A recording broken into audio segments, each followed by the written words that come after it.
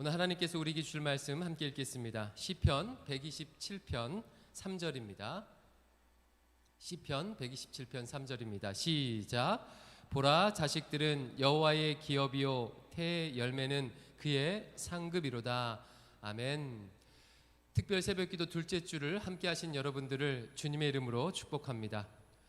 오늘 설교 제목은 그는 부모와 자녀의 화평이신지라입니다. 따라서 오늘 다룰 주제는요, 자녀와의 관계로 인한 고통의 문제입니다. 많은 분들이 자녀와 갈등함으로 고통하고 있습니다. 그런데 더 정확한 표현은요, 자녀가 부모로 인해 고통하고 있다라고 하는 것이 더 정확합니다. 왜냐하면 이 부모와 자녀의 관계의 독특성 때문에 그렇습니다. 부모-자녀 관계는 부부관계와 하나님의 디자인이 완전히 다릅니다. 부부관계는요, 독립된 객체인 남자와 여자가 만나서 하나님의 다스리심 안에 이루어지는 삼각형의 관계입니다. 반면에 부모-자녀 관계는 하나님께서 그 부모에게 그 자녀를 기업으로 주신 그런 모양으로 되어 있습니다. 오늘 조금 전에 읽은 그 말씀이 이것을 보여주죠. 보라, 자식들은 여호와의 기업이요 태의 열매는 그의 상급이로다. 기업이란 말은 일종의 밭이나 땅 같은 유산을 의미합니다. 왜 유산으로 하나님이 주셨습니까? 그 유산을 잘 일구어서 또다시 유산을 전수하라고 주신 것이에요. 그래서 하나님의 디자인이 어떤 모양입니까? 하나님께서 부모에게 자녀를 기업으로 주신 이 수직적인 모양이에요.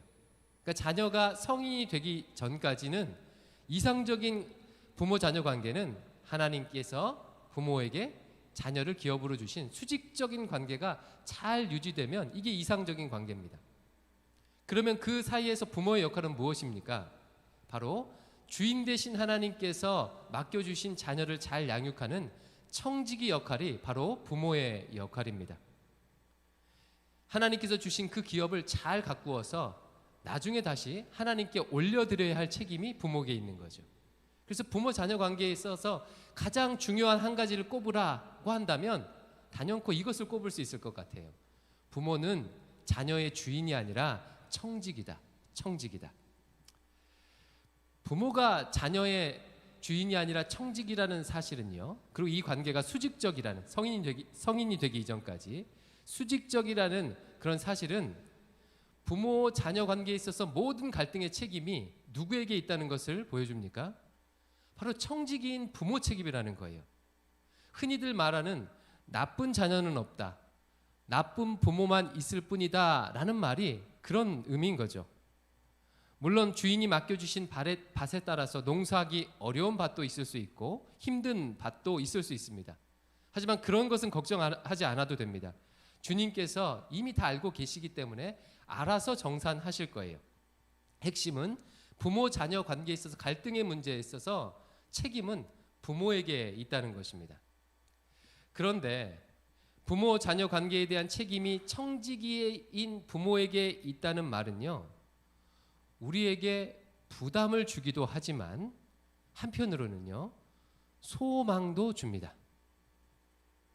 자녀 문제가 전적으로 청지기인 부모에게 책임이 있고 부모가 초래했다면 반대로 이제부터 부모가 변해서 잘 농사 지으면 어떻게 된다는 뜻입니까? 자녀와의 관계를 회복하고 자녀가 변하는 것을 경험할 수 있다는 그런 의미예요. 그래서 소망이 있습니다.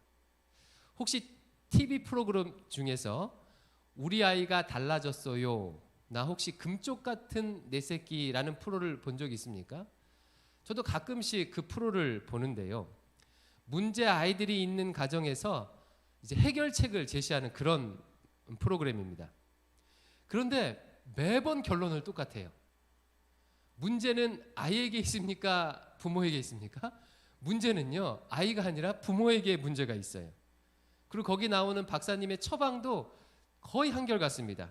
그 처방을 아이에게 내릴까요? 부모에게 내릴까요? 부모에게 내립니다. 근데 신기하게도요, 부모가 그 처방을 받고 변하는 모습을 보여주면 아이가 변하는 것을 보게 돼요. 아이가 어릴수록 금방 효과가 나타납니다. 왜 그래요? 이 하나님의 디자인 때문에 그래요. 하나님께서 부모에게 자녀를 맡겨주셨기 때문에 그렇습니다. 부모가 변하면 아이가 변하죠. 자, 그렇다면 부모 자녀 관계가 깨어진 그 샬롬을 어떻게 회복할 수 있을까요? 조금 전 말했듯이 부모가 변해야 합니다. 그러면 어떻게 부모가 변해야 할까요?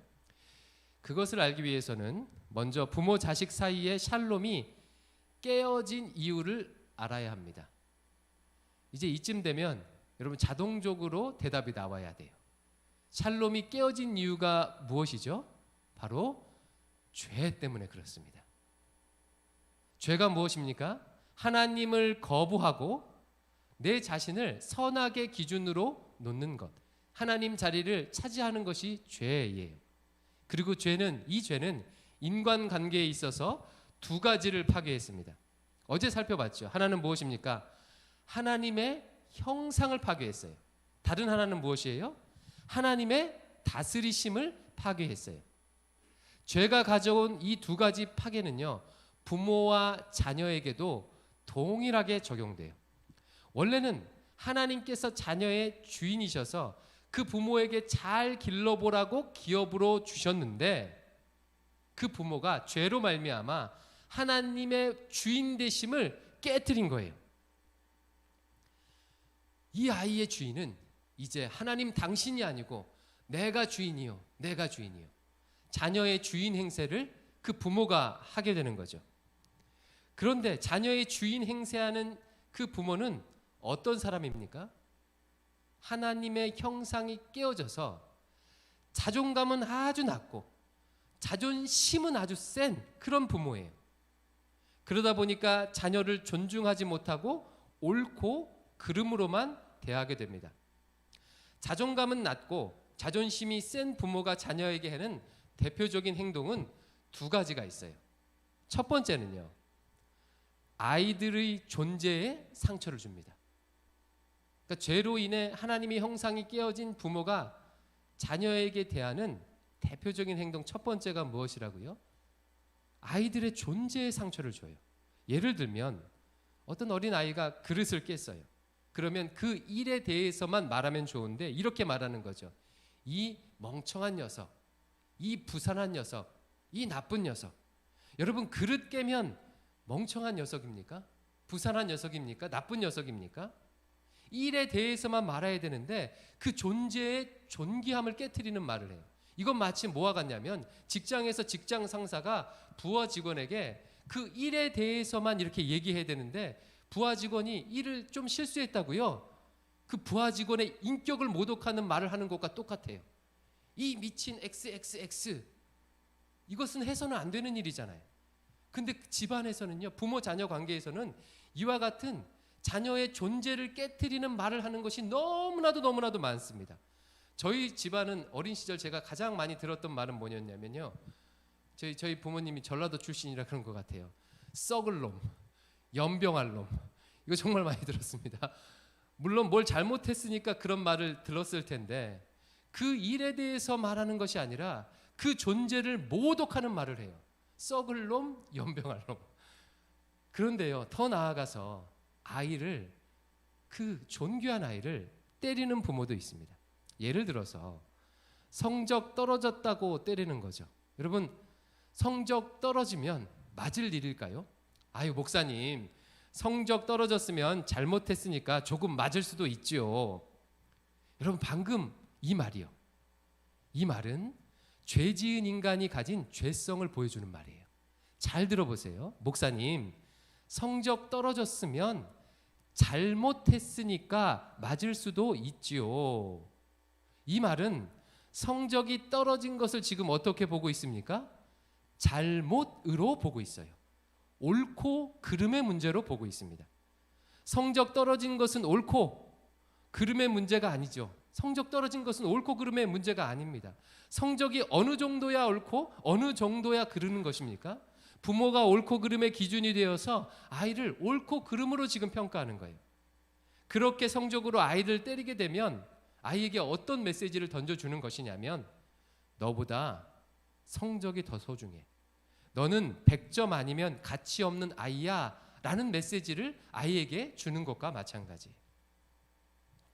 아이의 영혼을 파괴하는 정말 하지 말아야 할 것이 있다면 바로 아이에게 폭력을 가하는 것입니다. 이 수직적인 관계에서 그 권위를 이용해서 저항할 수 없는 아이를 일방적으로 때리는 것은 갑질 중에 갑질이며 하나님이 정말 싫어하셔요. 반드시 하나님의 심판대 앞에서 그 값을 치르게 될 것입니다. 이처럼 죄인된 부모가 아이에게 하는 대표적인 첫 번째 행위는요, 자기의 옳고 그름의 기준으로 아이를 판단하고 존재에 상처를 주는 것입니다. 두 번째로 하나님의 형상이 깨어진 부모가 아이에게 하는 대표적인 두 번째 경우는 부모의 욕망과 불안을 동기로 자녀를 양육하는 거예요. 부모의 욕망과 불안을 동기로 자녀를 양육하는 것. 하나님을 떠난 인간은요, 끊임없이 욕망하고 끊임없이 불안합니다. 하나님을 떠났기에 벌거벗은 줄 알고 부끄러운 줄 알고 수치를 느낀 이후에 그것을 가려보겠다고 끊임없이 무화과 나뭇잎을 자신에게 대는 그런 욕망을 하게 되는 거죠. 또한 하나님과의 관계가 끊어졌기에 험한 세상에 대해서 미래에 대한 불안감을 가지고 있어요. 그런데 이 욕망과 불안으로 자녀를 양육하는 것입니다. 자신의 자녀를 자신이 낮은 자존감과 수치심을 가리는 무화과 나뭇잎으로 삼는 거죠. 남편에게 받지 못한 사랑, 세상에서 인정받지 못함을 자녀를 통해서 보상받으려고 하는 것입니다. 특별히 한국은 남편의 직장이 자녀의 학교가 엄마의 지위를 결정하는 굉장히 나쁜 문화가 있어요.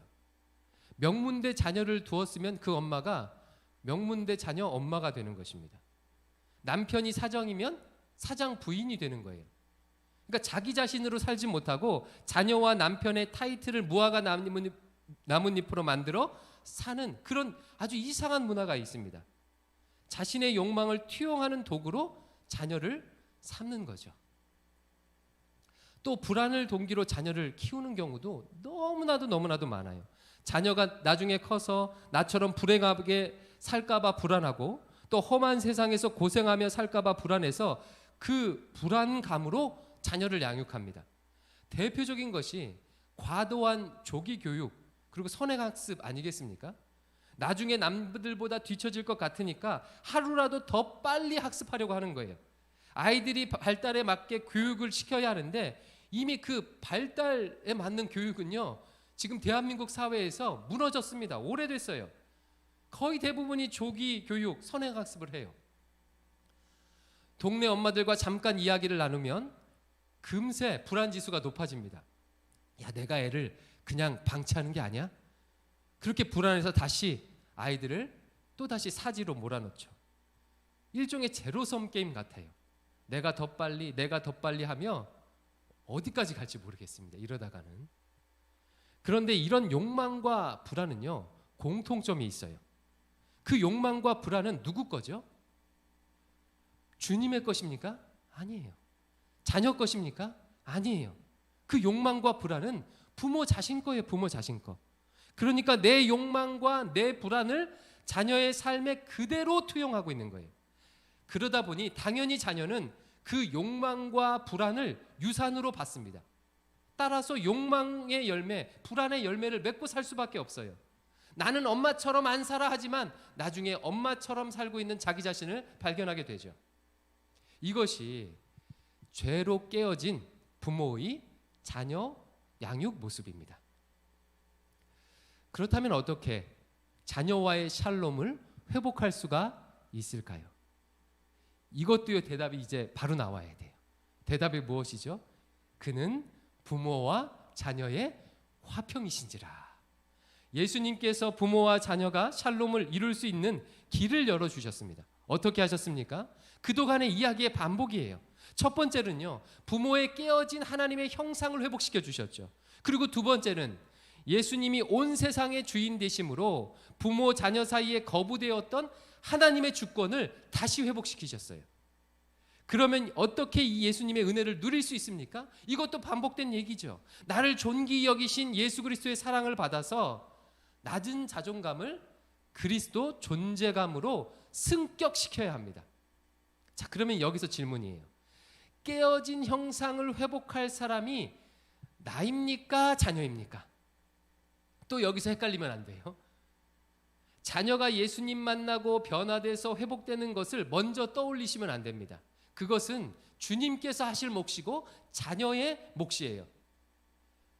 먼저 중요한 것은요, 이 수직적인, 자녀가 성인 되기 전까지 이 수직적인 관계에서 먼저 중요한 것은 부모가 변화되는 거예요. 부모가 먼저 은혜 받고 변화 받아야 합니다. 내가 먼저 그리스도 존재감으로 해야 돼요. 그렇게 되면 더 이상 낮은 자존감과 높은 자존심으로 아이를 양육하지 않아도 되는 거예요. 그리고 다음에 무엇을 해야 하죠?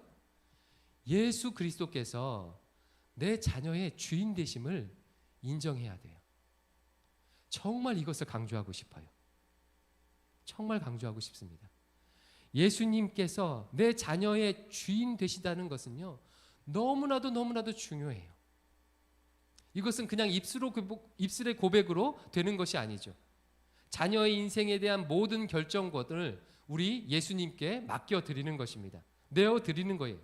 내가 원하는 대로가 아니라 주님이 원하시는 대로 쓰시도록 완전히 맡겨드리는 거예요. 우리 방송을 보시는 분들, 저를 따라서 이렇게 한번 외쳐보시기 바랍니다. 나는 자녀의 주인이 아니다. 나는 자녀의 청직이다. 이것을 가슴팍에 아예 팍팍 새기시기 바랍니다. 우리는 자녀의 주인이 아니에요. 청지기일 뿐입니다. 하나님이 주인 되십니다. 그러면 나는 이 자녀를 하나님께 맡겨드리고 무엇을 하면 됩니까? 주인 되신 주님의 말씀대로 자녀를 양육하면 되는 거예요. 주님의 말씀대로 양육하면 돼요. 그런데 문제는요, 여기서 탁 막히죠. 여기서 탁 막혀요. 많은 부모가, 저를 포함해서 많은 부모가 하나님의 말씀대로 양육한다는 것이 뭔지 잘 몰라요. 그냥 그 개념은 아는데 하나님의 말씀대로 양육해야 된다. 이거는 알아. 이 제목은 아는데 그게 구체적으로 뭔지를 잘 몰라요. 하나님의 말씀대로 양육한다고 하면 성경을 많이 읽히고 성경을 많이 외우게 하는 것으로만 생각을 해요. 물론 이것은 너무나도 중요합니다. 쉐마에 나와 있죠. 하나님의 말씀을 가지고 아이들이 살도록 교육하라고 나와 있습니다. 그런데 이거 이전에 먼저 해야 할 일이 있어요. 바로 주인 되신 우리 예수님께서 본을 보여주신 방식입니다. 먼저 이것이 되어야 그 다음에 우리 아이들이 부모의 교육을 받을 수가 있어요. 제가 작년에요, 이것을 절실하게 깨달았습니다. 2019년도, 그러니까 벌써 재작년이죠. 2019년도에 사춘기 아이들 때문에 제가 엄청나게 고생했거든요. 하도 설교 강단에서 얘기를 많이 해갖고 제 아내가 애들 얘기 좀 하지 말라고 막 뭐라 그랬는데요. 하도 얘기할 데가 없어갖고요. 제가 막 얘기하고 다녔는데, 연말쯤 되니까 제가 자포자기하는 심정이 되더라고요. 그러니까 아무 방법도, 사춘기 아이 키워보신 분들은 아실 거예요. 사춘기를 심하게 아이들이 겪는 부모는 정말 공감하실 텐데 아무 방법도 통하지 않았습니다. 근데 제가요, 사용하지 않는 방법이 딱 한 가지 있었어요. 딱 한 가지. 그게 뭐였냐면 아이들과 친해지는 거예요. 그 전에는 아이를 내 기준에 맞게 변화시켜 보려고 했고 아이를 내 올바름에 맞추려고 노력했어요. 그러니까 막 바위에다가 계란을 던지는 것과 똑같죠. 사춘기 애들 꿈쩍도 안 합니다. 그런데 연말이 됐는데 정말 하나님의 은혜죠. 어떻게 그런 생각이 났는지 모르겠어요. 제가 연말에 저희 집 가훈을 바꿨습니다. 저희 집 가훈이 뭐였냐면 그 잠언 9장 10절이에요. 여호와를 경외하는 것이 지혜의 근본이요 거룩하신 자를 아는 것이 명철이니라. 이게 저희 집 가훈인데 연말에 선포를 했어요. 우리 집 가훈 바꾼다. 제가 가훈을 뭐라고 바꿨냐면요. 친하게 지내자. 이걸로 가훈을 바꿨어요. 그리고 친하게 지내기 위해서 정말 열심히 했습니다. 우리 남자아이들이 그 영국 EPL 축구를 좋아하거든요. 토트넘 좋아하고 손흥민 좋아해요. 그래서 새벽에 그 영국 축구 경기는요, 우리나라 시간으로 새벽에 해요. 새벽에 아이들과 그 축구 경기 봤어요. 물론 제가 이제 그때 이제 쉬고 있었기 때문에 가능했던 일인데요. 그리고 게임을 해도 아무 소리도 안 했습니다. 게임하면 싫어, 그 잔소리하면 싫어하잖아요. 오히려 아이와 친하게 지내려고요, 아이 게임 캐릭터 레벨을 제가 막 올려줬어요. 그래서 혹시 게임 하고 싶으면 얘기하세요. 게임 웬만큼 합니다 이제. 예. 그러다 보니까 어느새 식탁에 앉아서 축구 얘기, 게임 얘기하며 시간 가는 줄 모르는 경우가 자주 생기더라고요. 그러다 보니까 자연스럽게 아이들이 마음을 열고 학교 선생님 흉도 막 보더라고요. 아이들이 마음의 문을 여는 걸 느꼈습니다. 물론 아이들에게도 얘기를 들어봐야겠죠. 나중에 한번 물어보세요. 그렇게 지금 사춘기의 자녀 위기를 조금씩 극복해 나가고 있어요. 이 과정에서 저는 다시 한번 절실하게 깨달았어요. 아, 사람은 옳은 말을 듣는 게 아니고 좋아하는 사람의 말을 듣는 거구나. 그리고 또 깨달았어요. 아, 이것이 예수님의 섬김의 방식이구나. 예수님은 우리와 친해지기 위해서 높은 하늘 보좌를 버리고 성육신 하셨구나. 나와 같아지셨구나. 나와 친해지기 위해서, 나와 함께 하기 위해서 하늘 보좌를 버리고 내 눈높이로 낮아지셨구나. 그래, 자녀를 잘 기르는 시작은 자녀의 눈높이까지 낮아지는 것이구나. 자녀와 먼저 친해지는 것이구나. 그래서 갓난 아이를 가진 어른들은 그 갓난 아이를 위해서 마치 자기가 갓난 아이가 된 것처럼 웃긴 표정을 짓고 그런 웃긴 몸짓을 하는 거구나 라는 것을요, 다시금 깨달았어요. 여러분, 우리 주님이 우리를 위해 성육신 하신 것처럼 우리도 자녀를 위해 자녀의 입장으로 눈높이로 낮아지셔야 합니다. 이것이 주인 되신 주님의 방법이며 교육의 시작이에요. 이것이 되지 않고서는요, 다른 어떤 말도 통하지 않을 가능성이 많아요. 이것이 먼저 돼야 됩니다. 이것이 회복의 시작이에요. 그래서 자녀들이 엄마 아빠를 좋아해야 돼요. 엄마 아빠를 진짜로 신뢰하고 사랑해야 돼요. 그제서야 엄마 아빠의 이야기가 통하게 되어 있습니다.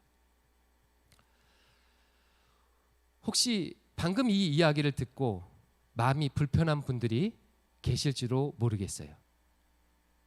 왜냐하면 이미 자녀가 다 커서 건널 수 없는 강을 건넌 경우죠. 이제는 자녀의 눈높이로 낮아질 수 없는 상황에 처했어요. 왜냐하면 자녀가 어느 틈엔가 내 눈높이까지 올라와 버렸기 때문이죠. 자녀가 성인이 돼서 이제는 수직적인 관계가 아닌 그런 가정이 있습니다. 그런데 그런 분들도 회복의 방법이 있어요.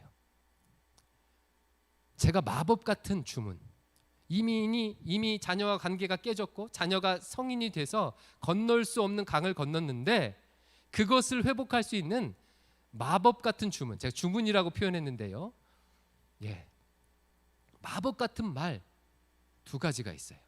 이걸 가르쳐 드릴게요. 특별히 오늘 새벽을 깨워서 기도하시니까 여러분들에게 로열티를 받지 않고 그냥 가르쳐 드리겠습니다. 단 2마디예요. 뭐냐면, 물 한잔 하고요. 예.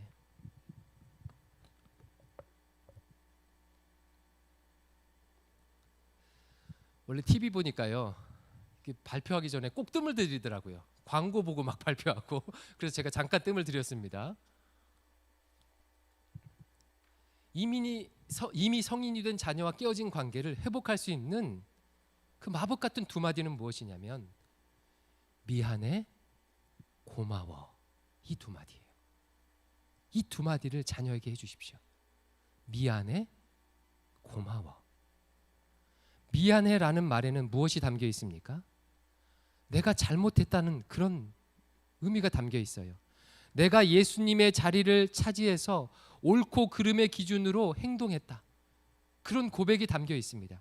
즉 주님의 주인 되심을 인정하고 회개하는 신앙 고백이 그 안에 담겨 있는 거예요. 미안해. 아빠가 너를 존귀히 여기지 못했어. 아빠가 너를 하나님의 자녀가 아닌 아빠 소유로 여겼어. 너를 엄마의 욕망의 도구로 여겼어. 엄마의 불안을 너에게 전가했어. 미안해 라고 말하는 거예요. 두 번째로 고마워란 무슨 뜻입니까? 이 자녀가 하나님이 내게 주신 상급이자 기업임을 인정하는 말이에요. 고마워. 이렇게 부족한 엄마의 딸로 살아줘서 고마워.